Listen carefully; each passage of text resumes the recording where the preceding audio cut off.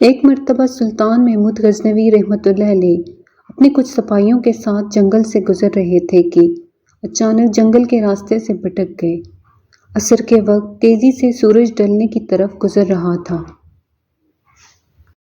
سلطان جنگل میں راستہ تلاش کرنے میں سرگرداں تھے کہ ایک ہندو دھرم کی شہزادی پر نگاہ پڑی، جو اپنی کنیز کے ساتھ شاید شکار پر نکل آئی تھی۔ اکیلی شہزادی اور اس کی کنیز اس چیز سے بے خبر دریا کے کنارے پاؤں ڈبوئے بیٹھی تھی کہ ان کے پیچھے ایک جنگلی ریچھ پہنچ چکا ہے۔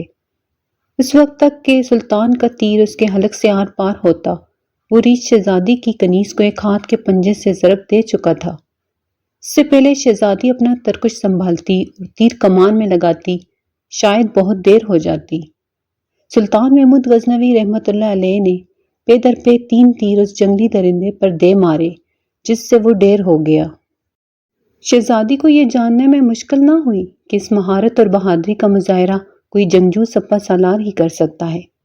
شہزادی سلطان کی طرف متوجہ ہوئی، اظہار تشکر کے لیے اپنا تعارف کراتے ہوئے بولی، میرا نام سمرتی ہے، میں جے پور ریاست کے راجہ کی اکلوتی بیٹی ہوں۔ میری جان بچانے کا شکریہ۔ میں تمہیں اپنے پتا سے کہہ کر فوج میں کوئی اعلیٰ عہدہ دلا دوں گی۔ ویسے تم ہماری فوج کے سپاہی لگتے نہیں ہو، بتاؤ کہاں سے تعلق ہے تمہارا؟ سمرتی شاید یہ نہیں جانتی تھی کہ اس کے سامنے کوئی معمولی سپاہی نہیں، بلکہ اس وقت کی سب سے طاقتور اسلامی لشکر کے سربراہ اعلیٰ سلطان محمود غزنوی رحمۃ اللہ علیہ ہیں، جن کے نام سے ہی ہندو راجاؤں کے حلق خشک ہو جاتے ہیں۔ سلطان نے مختصراً اپنی شناخت ظاہر نہ کرتے ہوئے کہا، جی کسی اور فوج کا سپاہی ہوں۔ چلیے محترمہ، میں آپ کو کسی محفوظ مقام پر پہنچا دوں گا، آپ میرے پیچھے چلتی جائیں۔ اندھیرا بڑھتا جا رہا ہے، راستہ نہ ملا تو شاید اسی جنگل میں رات بسر کرنی پڑے گی۔ سمرتی جان چکی تھی کہ یہ شخص لالچ اور خوف سے پاک ہے۔ وہ سلطان کی نظروں میں حیا دیکھ کر خود کو محفوظ محسوس کر رہی تھی۔ جنگل کی ہاردار جھاڑیوں کی وجہ سے شہزادی کا پیراہن مختلف جگہوں سے چھلنی ہو چکا تھا۔ شہزادی تھکاوٹ سے چور چور ہو چکی تھی۔ سلطان نے شہزادی کو ایک سخت پتھروں اور درختوں کی اوٹ کی طرف اشارہ کرتے ہوئے کہا، شہزادی آپ ادھر آرام کر لیں، رات کی تاریکی بڑھ رہی ہے اور موسم میں بھی تغیر کے آثار ہیں، اندھیرے میں مزید سفر گھنے جنگل میں کرنا دشوار ہے۔ صبح سویرے نکلیں تو شاید میں آپ کو کسی محفوظ مقام پر پہنچا سکوں۔ سمرتی کے پاس سلطان پر اعتماد کرنے کے علاوہ کوئی دوسرا راستہ نہ تھا۔ سلطان نے محسوس کیا کہ شہزادی اپنے بیش قیمت مگر قدرے باریک لباس میں جنگل کی ٹھنڈی رات شاید نہ گزار سکے۔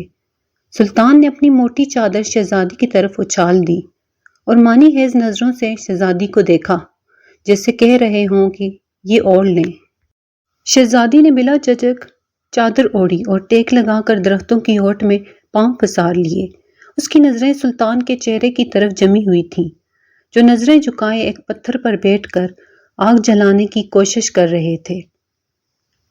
بالآخر آگ جل گئی۔ اس کی روشنی میں سلطان کا نورانی اور وجاہت والا چہرہ چمک رہا تھا۔ سلطان نے شہزادی سے قطع نظر مٹی سے تیمم کیا اور نماز پڑھنے لگے۔ شہزادی کو جھٹکا لگا اور یہ تو مسلمان لگتے ہیں۔ ایک دفعہ شہزادی کانپ گئی، کہیں غزنی کے لشکر سے تو نہیں؟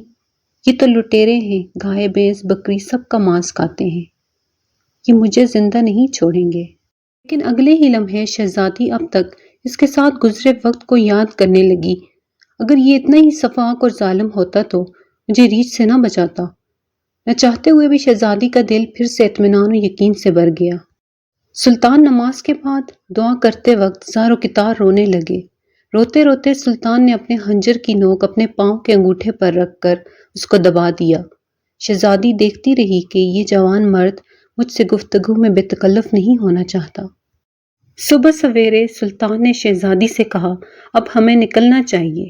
کچھ دور جا کر سلطان کو ایک سفید پتھر پڑا ملا، جو سلطان کے سپاہی نشانی چھوڑ گئے تھے کہ راستہ اس طرف ہے۔ یہ اس زمانے کا ایک طریقہ تھا کہ جنگل میں پتھر چھوڑتے جاتے تاکہ پیچھے آنے والا راستہ جان سکے کہ گزرنے والا کہاں سے گزرا ہے۔ بالآخر شہزادی اور سلطان ایک ہموار راستے پر آ پہنچے۔ کچھ دور ایک چھوٹے سے گاؤں کے آثار نظر آ رہے تھے۔ سلطان نے کہا، یہ آپ کی ریاست کی حدود کا ہی گاؤں معلوم پڑتا ہے۔ شہزادی کہنے لگی، ہاں دیکھتے ہیں۔ گاؤں پہنچنے پر شہزادی نے گاؤں کے لکھیا کو بلاوا بھیجا۔ لکھیا اپنے کچھ ساتھیوں سمیت حاضر ہوا۔ شہزادی نے کہا، ہمیں 2 برگرفتار گھوڑے دیے جائیں اور کچھ خشک اناج اس سپاہی کو دیا جائے۔ شہزادی نے سلطان سے کہا، اجنبی، ہمیں بہت حیرت ہوئی ہے تم پر، آخر تم کس مٹی کے بنے ہو؟ ساری رات تم اپنے خنجر سے زخم کریدتے رہے اور میری طرف کوئی توجہ نہ دی۔ تم چاہو تو ہمارے ساتھ محل چلو، ہم تمہیں انعام و اکرام سے بھر دیں گے اپنی جان بچانے کے بدلے میں۔ سلطان نے گھوڑے پر سوار ہو کر شہزادی سے کہا، شہزادی صاحبہ، زخم اس لیے کریدتا رہا کہ آپ کا حسن میرے ایمان کو زد نہ پہنچائے اور میری توجہ میرے درد کی طرف رہے، آپ کی طرف نہ بڑھے۔ شہزادی کہنے لگی، کیا تمہیں یہ موقع گنوانا چاہیے تھا؟ ہم سے خلوت میں ملاقات کے لیے لوگ اپنی ریاستیں دستبردار کرنے کو تیار ہیں۔ سلطان نے کہا، شہزادی، میں مسلمان ہوں اور محمد مصطفیٰ صلی اللہ علیہ وآلہ وسلم کا غلام ہوں۔ میری نظر آپ کے جسم پر نہیں بلکہ خود میری اپنی روح پر تھی۔ شاید میرے جسم سے گناہ کا داغ دھل جاتا، لیکن میری روح پر اس گناہ کا داغ لے کر میں اپنے نبی پاک صلی اللہ علیہ وآلہ وسلم کے سامنے کیسے پیش ہوتا؟ مجھے یہ گوارا نہیں تھا، کیونکہ الحمدللہ میں ایک سچا مسلمان ہوں۔